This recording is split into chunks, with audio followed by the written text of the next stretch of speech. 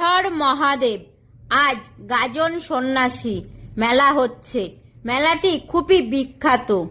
গাজনের মেলা বাবা ভোলেনাথ যেমন খুব ভোলে, তার কাছে মন থেকে যা চাইবে বাবা কখনোই তার ভক্তদের খালি হাতে ফেরায় না। আর যদি কেউ কখনো কোনো ভুল করে ফেলে বাবা তাকে কখনোই ক্ষমা করে না। ভিডিওটি এড়িয়ে যাবেন না, একটি শেয়ার করে কমেন্টে লিখুন হর হর মহাদেব। আপনার সব হর হর মহাদেব। আজ গাজন সন্ন্যাসী মেলা হচ্ছে। মেলাটি খুবই বিখ্যাত।